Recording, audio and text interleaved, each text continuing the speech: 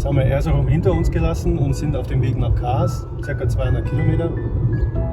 Kleinen Umweg machen wir allerdings, um noch eine Ruine von einer ehemaligen Kathedrale anzusehen. Hoffen wir, dass das sehr schön wird. Und in Kars erwartet uns dann eigentlich eine Stadt, die ein bisschen tiefer liegt als Erzurum. Freuen wir uns drauf. Bis später.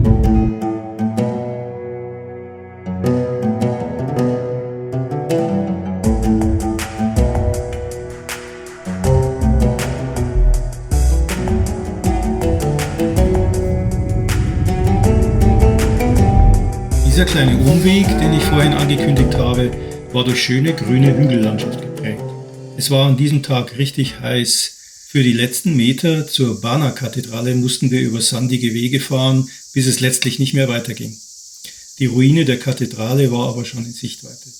Im 8. Jahrhundert vom mittelalterlichen georgischen Königreich Tao erbaut, wurde die Kirche wahrscheinlich fast 1000 Jahre genutzt.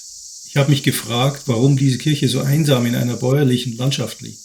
Es war wohl so, dass muslimische Umayyaden im 7. Jahrhundert plündernd durch die Region zogen und in der Folge die Bevölkerung geflohen ist. Georgische Mönche haben dann im 8. Jahrhundert gezielt abgelegene Orte für Klostergründungen gesucht. Bana war eines davon.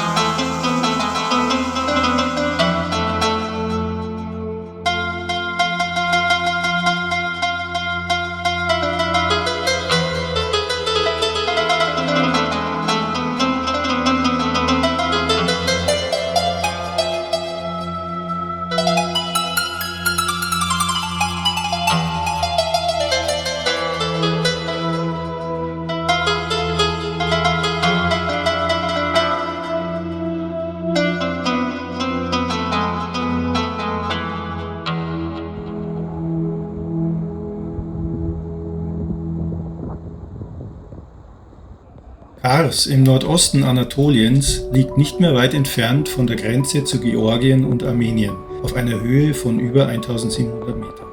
Sie war Hauptstadt des armenischen Königreichs im 10. Jahrhundert. Nach mehreren Jahrhunderten osmanischer Herrschaft mussten diese nach dem Russisch-Türkischen Krieg 1878 die Stadt den Russen übergeben.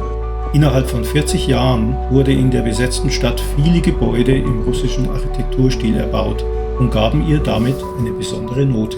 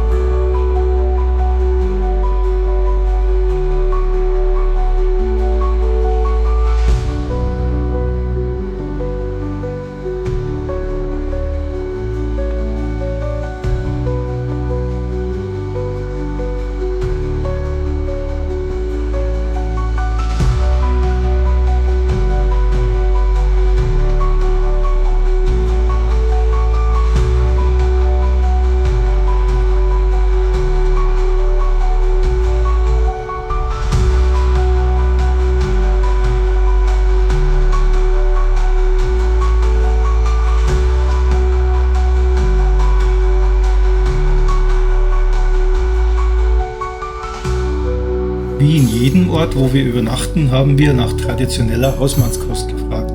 Und man hat uns Annes Sofrasi empfohlen, was so viel wie zu Tisch bei Mutter bedeutet. Das haben wir uns gleich am nächsten Morgen angesehen. Übrigens haben wir hier einen ganz normalen türkischen Chai, Tee, aber der ist mit einem Lorbeerblatt versehen und das gibt dem Ganzen eine spezielle Note. Also wirklich interessant.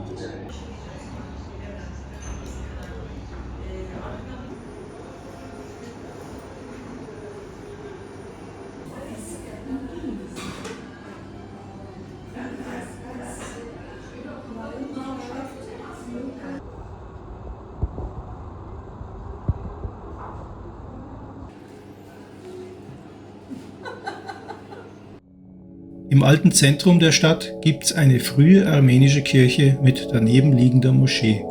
Die Heilige Apostelkirche wurde bereits im 10. Jahrhundert erbaut. Benannt wurde sie so, weil sie außen die Skulpturen der 12 Apostel dargestellt hat.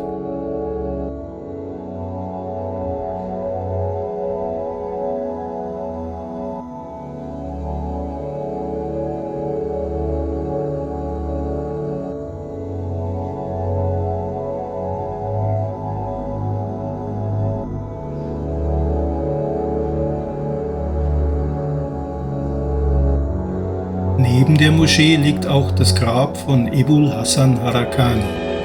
Es hat einen großen spirituellen Wert, da Harakani von Sufi-Anhängern in der ganzen Welt verehrt wird.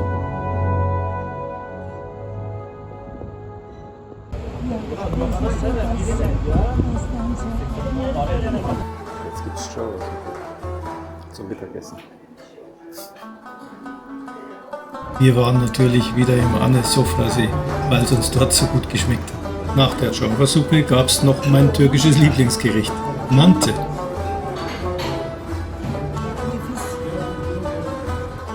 Ja, und zum Schluss haben wir uns natürlich noch die Festung von Kars gegönnt.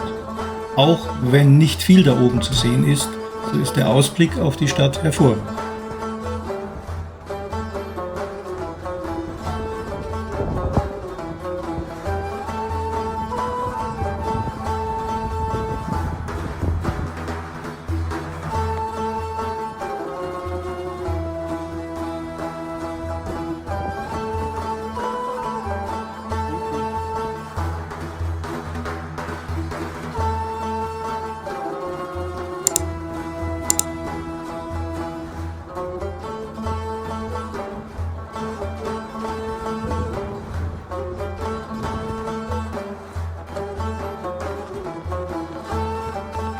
So, nach Kars geht's nun weiter nach Ani, der ehemaligen Hauptstadt Armeniens, und dann zum bekannten Ishak Pascha Palast, den man in Nordostanatolien unbedingt gesehen haben muss. Wir freuen uns, wenn ihr wieder in der nächsten Folge dabei seid. Und abonnieren nicht vergessen.